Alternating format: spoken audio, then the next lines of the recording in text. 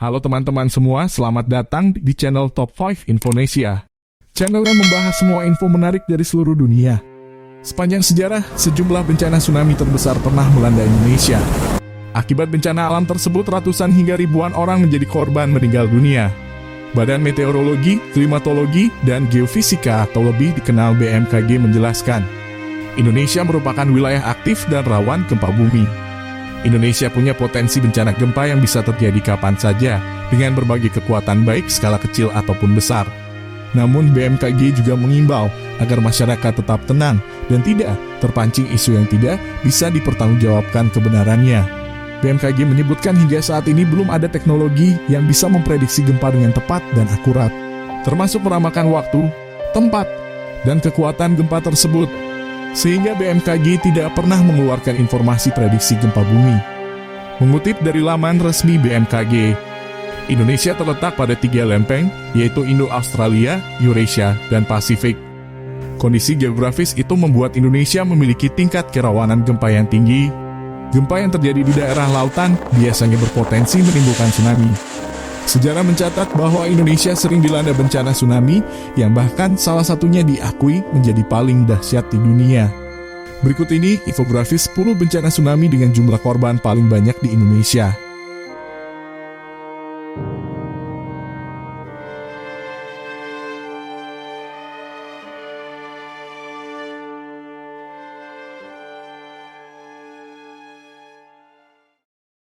Sebelum kita lanjut ke videonya, jangan lupa subscribe dulu ya teman-teman, agar kalian tidak ketinggalan info menarik lainnya. Untuk kali ini, Top 5 akan membahas 5 bencana tsunami terbesar dan paling banyak memakan korban jiwa di Indonesia.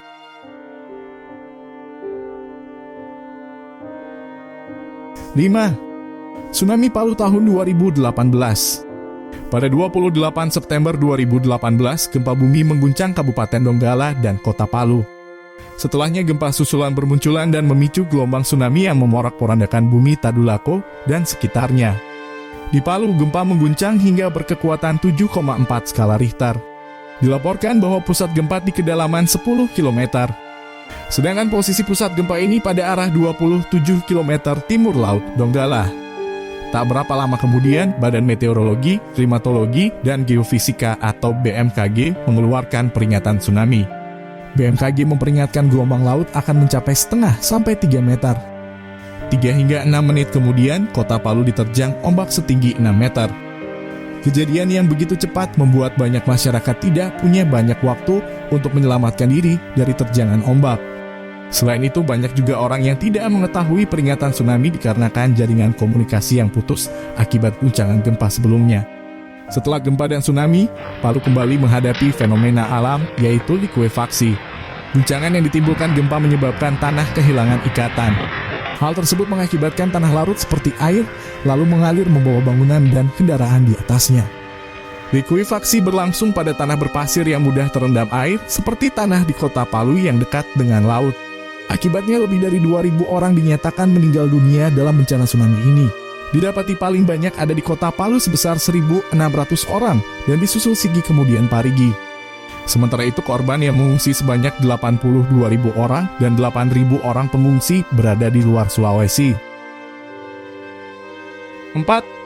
Tsunami Pulau Banda tahun 1674 dan tahun 1899. Sekitar 349 tahun yang lalu, gempa bumi dahsyat mengguncang Ambon dan sekitarnya pada malam tanggal 17 Februari 1674. Gempa disusul tsunami dari Laut Banda yang dicatat oleh Gord Verhard Rumpius, seorang ilmuwan Eropa yang pernah tinggal di Ambon. Gempa dan tsunami berdampak pada kerusakan rumah warga dan menelan korban jiwa yang diperkirakan mencapai 2.500 orang meninggal dunia. Gempa yang terjadi pada antara pukul 19.30 sampai 20.00 waktu setempat bertepatan dengan suasana perayaan Tahun Baru Cina yang berlangsung cukup meriah di sekitar pasar. Guncangan yang sangat keras melanda seluruh pulau Ambon dan pulau-pulau di sekitarnya, mengakibatkan 86 orang meninggal dunia tertimpa reruntuhan bangunan, dan rumah-rumah yang terbuat dari batu mengalami banyak retakan, sehingga tidak bisa dihuni lagi. Segera sesudah terjadi gempa bumi, gelombang pasang terjadi di seluruh pesisir Pulau Ambon. Pesisir utara di Semenanjung itu menderita kerusakan yang paling parah terutama di daerah C di antara negeri Lima dan Hila. Di daerah ini air naik setinggi 40 sampai 50 toises atau sekitar 70 sampai 90 meter. Rumpius menjadi salah satu saksi bencana besar yang melanda Ambon masa itu. Korban gempa dan tsunami tercatat diperkirakan mencapai lebih dari 2.500 jiwa, termasuk istri dan anak Rumpius. Catatan sang ilmuwan ini merupakan sebagian dari catatan sejarah gempa dan tsunami terkait bencana rapid onset yang pernah terjadi dan paling mematikan di Maluku serta sekitarnya. Sedangkan tsunami Pulau Bandayan terjadi pada tahun 1899 mengakibatkan lebih dari 2.460 korban meninggal dunia.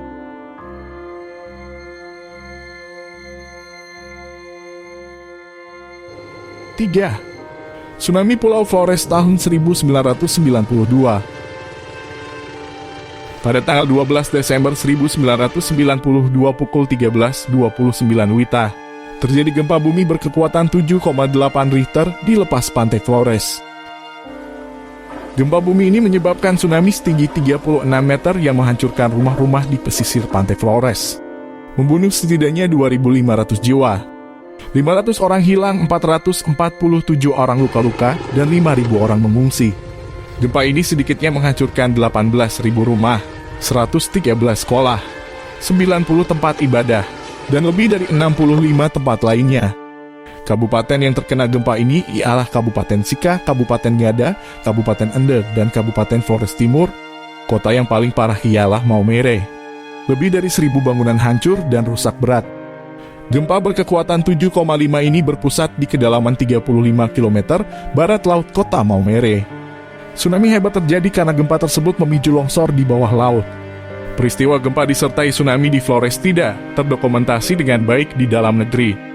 Ini karena saat itu sangat minim perhatian dari ilmuwan Indonesia.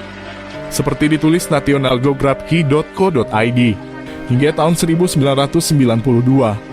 Indonesia belum memiliki ahli tsunami, sehingga riset soal tsunami Flores lebih banyak dilakukan ahli-ahli Jepang.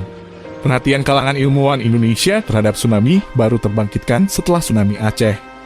Dampak tsunami semakin parah karena gelombang masuk ke wilayah teluk yang menyempit seperti di Teluk Maumere dan Teluk Hading di Larantuka. Kemudian 3 kampung pesisir di Flores Timur tersapu bersih oleh gelombang tsunami itu.